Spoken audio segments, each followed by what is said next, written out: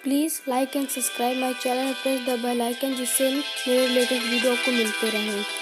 तो दोस्तों, आज मैं आपको कोविड-19 से जुड़ी हुई एक महत्वपूर्ण खबर के बारे में बताऊंगा, जो कि बिल गेट्स द्वारा कही गई है। बिल गेट्स दुनिया के दूसरे सबसे अमीर आदमी हैं। उन्हीं के द्वारा ये महत्वपूर्ण घटना कही गई है। तो इसी के बारे में बात करेंगे, लेकिन बात करने से पहले अमेजिंग नॉलेज चैनल को सब्सक्राइब एंड वीडियो को लाइक जरूर करिएगा। तो चलिए शुरू करते हैं।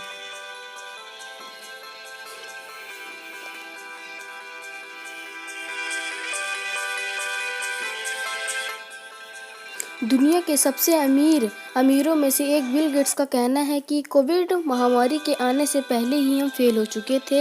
यही वजह है कि संक्रमण के आगे हम टिक नहीं पाए। द इकोनॉमिस्ट की editor in chief Jessie Milton Bordes के साथ मंगलवार को वेबिनार में गेट्स ने कहा कि हम महामारी की प्रकृति को पूरी तरह समझ नहीं सके। उनसे बातचीत के संपादित अंश कोरोना से लड़ाई में दक्षिण अफ्रीका और वियतनाम जैसे देशों ने मुस्तैदी का परिचय दिया।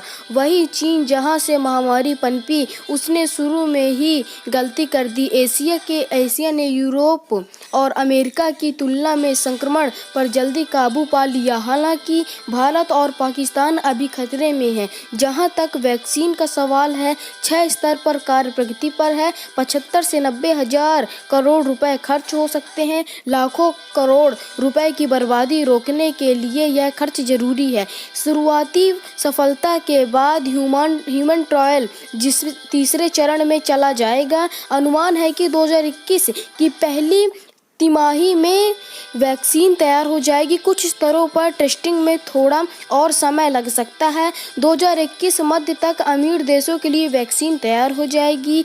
गरीब देशों के लिए यह 2022 के शुरुआती दौर में उपलब्ध हो जाएगी। और जॉनसन एंड जॉनसन और सनोफी जैसी कंपनियां ऐसे वैक्सीन पर भी काम कर रही है जो प्रतिरोधक क्षमता बढ़ा सके।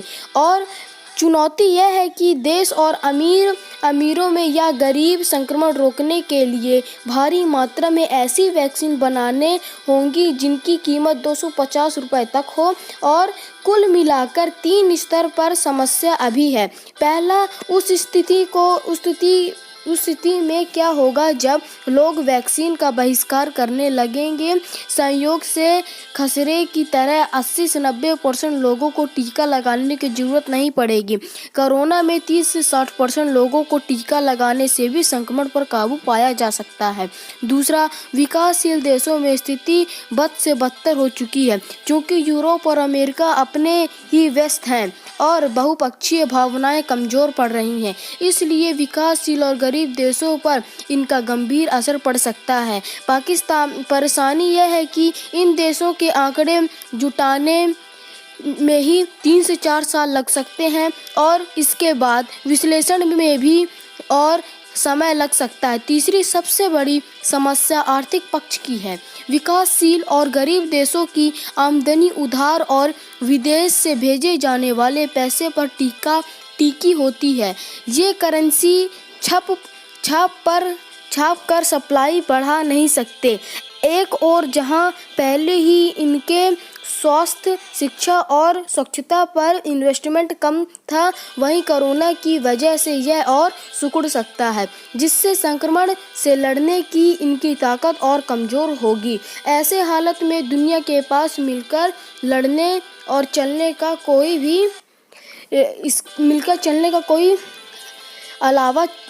कोई भी चारा नहीं होगा। बिल गेट्स का कहना है कि जब कोरोना वैक्सीन बनेगी तब उनको 80 से 90% लोगों को लगाने की कोई ज़रूरत नहीं।